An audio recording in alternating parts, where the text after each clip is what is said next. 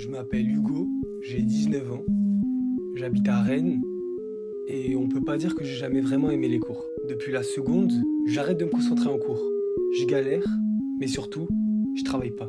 Mon dossier, bien gaze, et j'ai donc été pris dans la fac de droit moyenne à côté de chez moi. Je me suis vite rendu compte que le droit, ça me plaisait pas. Mais surtout, que si j'allais pas à l'amphi, ça posait de problème à personne, tout le monde s'en foutait. Donc j'ai arrêté de travailler, je suis un peu en décrochage, je passe beaucoup plus de temps à rien faire qu'à bien l'utiliser, et je me suis pas réinscrit à la fac en deuxième année, parce que j'ai raté mes partiels. Parcoursup classique, tu vas dire. Ça en fait, c'était moi il y a 3 mois. Alors je vais me représenter. Je m'appelle Hugo, j'habite à Rennes, j'ai bientôt 20 ans, et j'ai la vie devant moi. Si au lycée, j'ai préféré les jeux vidéo aux études, j'en ai bien profité d'ailleurs, maintenant, je suis un mec qui veut du changement, c'est bon? J'essaye de trouver ma voie, et c'est un peu une galère. Entre le moi d'il y a 3 mois et le moi actuel, rien n'a changé dans les faits. Mais en réalité, la différence est énorme. Je suis plus le même, je suis juste plus le même. Je peux enfin lever la tête, respirer, et tout le monde me trouve changé. Mais alors, qu'est-ce qui s'est passé? C'est mon état d'esprit. Quand tu t'apitoies sur ton sort, tu vas nulle part.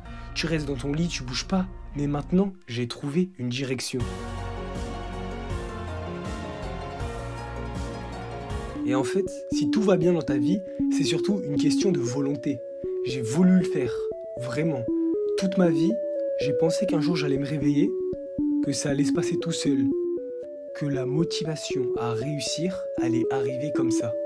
Sauf que, depuis quelque temps, j'ai compris, et surtout à l'âge adulte, que personne n'est là pour te pousser. La fac, c'est le parfait exemple. Tu peux très bien passer à côté de toute ta première année sans que pratiquement personne ne vienne te secouer dans ton lit.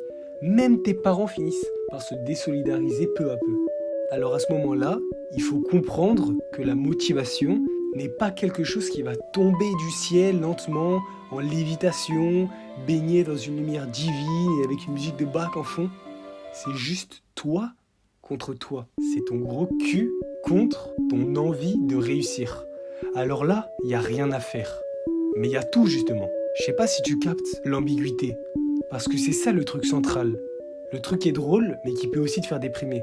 L'important, c'est pas ce qui t'arrive, mais c'est comment tu réagis. Et toutes les choses autour. Les morning routines, les coachings, la discipline, la motivation. Tout ça, c'est des concepts qui sont parfois intéressants, mais qui sont, dans la plupart du temps, utilisés pour te vendre des livres, des formations ou des abonnements. Franchement, moi, j'ai rien à te recommander. Sauf si t'as kiffé le produit, et là, abonne-toi, ça va seulement péter. Mais si tu veux faire un truc, si t'as vraiment la volonté que tu transformes ton passif en actif, t'iras beaucoup plus loin que ce que tu penses. Bien sûr que les réveils tôt, c'est un vrai banger. Perso, je valide entièrement. Le soir, à partir de 22h, tu fais plus rien de productif. Et même si tu te poses devant tes révisions ou autres, tu vas juste regarder les pages sans les mémoriser, ni les comprendre, ou même les lire. Ainsi, fais juste ce qui te fait vibrer, en regardant à l'intérieur de toi pour voir ce que c'est. La thèse de Jean-Paul Sartre est intéressante, c'est l'existentialisme. Il considère qu'un être humain, peu importe l'instant de sa vie et ce jusqu'à sa mort, a le choix. C'est vraiment profond. Selon lui, tu as toujours le choix. Quand tu te poses dans ton lit, tu peux rester dans ton lit, mais tu as aussi le choix de faire des pompes. Tu as le choix de marcher ou de courir. Tu peux très bien manger avec tes doigts en public. Tu peux péter dans ta classe. Mais son concept n'est pas à prendre que dans le négatif, comme souvent. C'est-à-dire que sa thèse n'est pas une excuse pour faire des dingueries à des gens. Car s'il y a bien une chose immuable, une vérité absolue comme dirait Socrate, c'est que l'homme avec un grand H doit s'accomplir dans la vertu. Le jour où tu ne peux plus te regarder dans la glace, tu es pire que mort. Plus ton déni est profond et plus il va aller loin, ronger dans ta charpente, dans tes fondations internes. Et un jour, ça s'écroulera. Pour en revenir à Jean-Paul Sartre, tu es dans ton lit. Tu te dis que tu pourrais aller à la salle. D'un coup, Tu es strié de pensées. J'ai déjà mangé, je suis fatigué, j'ai du travail, j'ai des courbatures, j'y suis déjà allé hier, il est tard. Valable ou non, une excuse est une excuse. Alors n'extrapole pas. Si tu es vraiment KO et que t'as déjà tout donné, repose-toi bien. Il faut suivre son corps.